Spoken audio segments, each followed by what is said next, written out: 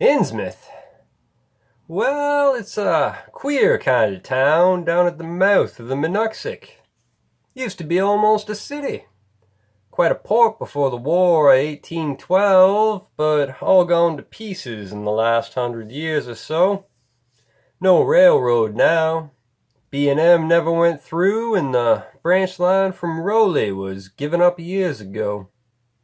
More empty houses than there are people, I guess. And no business to speak of except fishing and lobstering. Everybody trades mostly here or in Arkham or Ipswich. Once they had quite a few mills, but nothing's left now except one gold refinery running on the leanest kind of part-time. That refinery, though, used to be a big thing. And old man Marsh, who owns it, must be Richard and Croesus. Queer old duck, though. Sticks mighty close in his home. He's supposed to have developed some skin disease, a deformity late in life that makes him keep out of sight. Grandson of Captain Obed Marsh, who founded the business. His mother seems to have been some kind of foreigner. They say a South Sea Islander.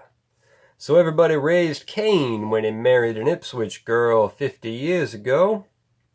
They always do that about Innsmouth people, and folks here and hereabouts always try to cover up any Innsmouth blood they have in 'em. But Marsh's children and grandchildren look just like anyone else so far as I can see.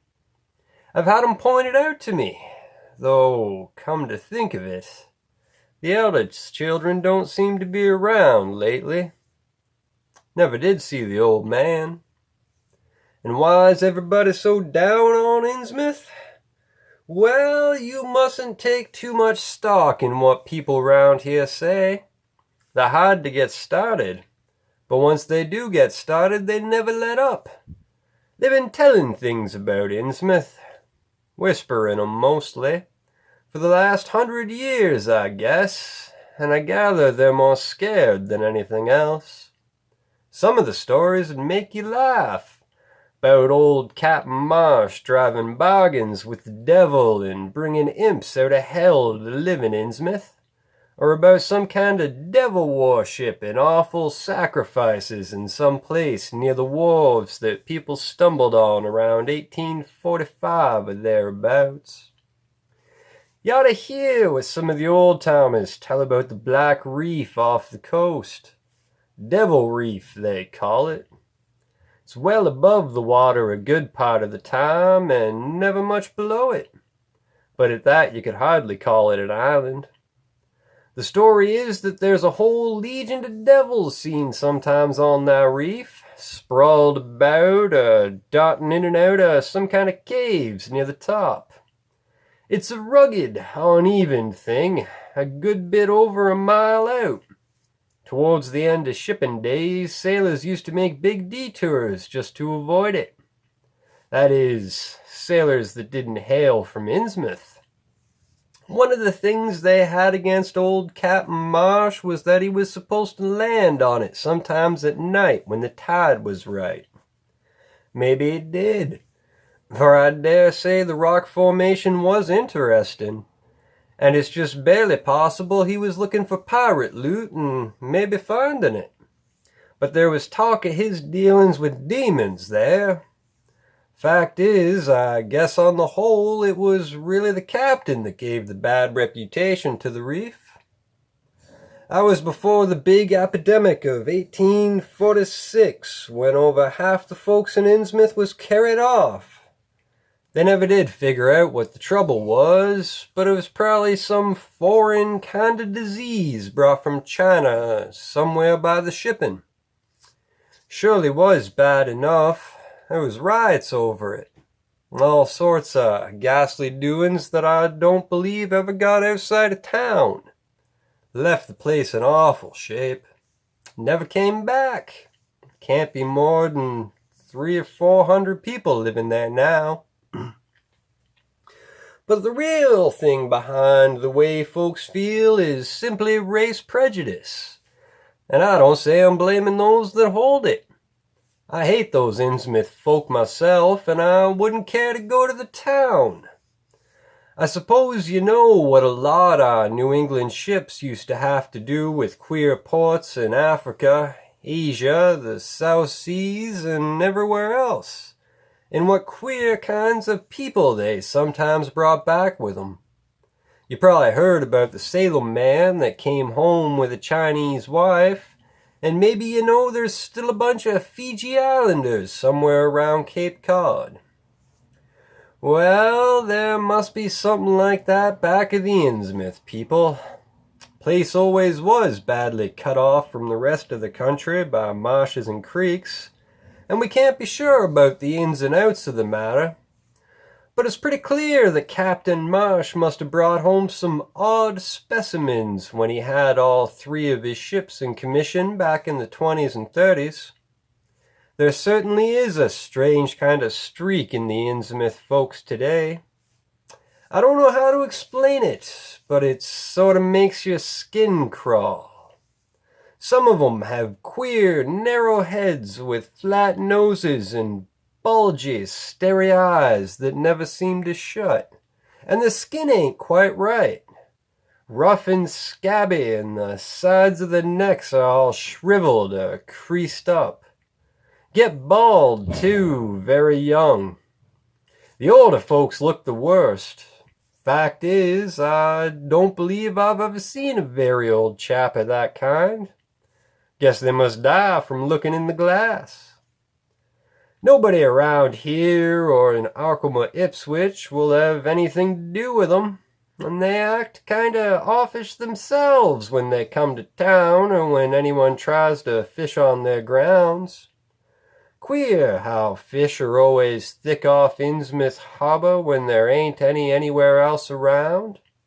But just try to fish there yourself and see how the folks chase you off. Those people used to come here on the railroad, walking and taking the train at Rowley after the branch was dropped. Yes, there's a hotel in Innsmouth called the Gilman House, but I don't believe it can amount to much. There was a factory inspector who stopped at the Gilman a couple years ago, and he had a lot of unpleasant hints about the place. Seems they get a queer crowd there, for this fellow heard voices in other rooms, though most of 'em was empty, that gave him the shivers. It was foreign talk, he thought, but he said the bad thing about it was the kind of voice that sometimes spoke. It sounded so unnatural, slopping like, he said, that he didn't dare undress and go to sleep. Just waited up and lit out first thing in the morning. Talk went on most all night. This fellow, Casey his name was, had a lot to say about how the Innsmouth folks watched him and seemed kind of on guard. He found the Marsh refinery a queer place. It's in an old mill on the lower falls of the Minnoxic. What he said tallies up with what I'd heard. Books in bad shape and no clear account of any kind of dealings. You know, it's always been a kind of mystery where the Marshes get the gold they refine. They've never seemed to do much buying in that line, but years ago they shipped out an enormous lot of ingots. Used to be talk of a queer foreign kind of jewelry that the sailors and refinery men sometimes sold on the sly, or that was seen once or twice on the Marsh womenfolk. People allowed maybe old Captain Obed traded for it in some heathen port, especially since he was always ordering stacks of glass beads and trinkets such as seafaring men used to get for native trade. Others thought, and still think, he'd found an old pirate cache out on Devil Reef. But here's a funny thing. The old captain's been dead these 60 years, and there ain't been a good-sized ship out of the place since the Civil War. But just the same, the Marshes still keep on buying a few of those native trade things. Mostly glass and rubber gewgaws, they tell me. Maybe the Innsmouth folk like it to look at themselves. God knows they've gotten to be about as bad as South Sea cannibals and Guinness savages. That plague of '46 must have taken off the best blood in the place. Anyway, they're a doubtful lot now, and the Marshes and the other rich folks are as bad as any. As I told you, there probably ain't more than 400 people in the whole town in spite of all the streets they say there are. I guess they're what you'd call white trash down south. Lawless and shy and full of secret doings. They get a lot of fish and lobster, and they do exporting by truck. Queer how the fish swim right there and nowhere else. Nobody can ever keep track of these people, and state school officials and census men have a devil of a time. You can bet that prying strangers ain't welcome around Innsmouth. I've heard personally of more than one business or government man that's disappeared there, and there's loose talk of one who went crazy and is out in Danvers now. They must have fixed up some awful scare for that fellow. That's why I wouldn't go there if I was you. I've never been there and have no wish to go. But I guess a daytime trip couldn't hurt you, even though the people hereabouts will advise you not to make it. But if you're just sightseeing and looking for old-time stuff, Innsmouth ought to be quite the place for you.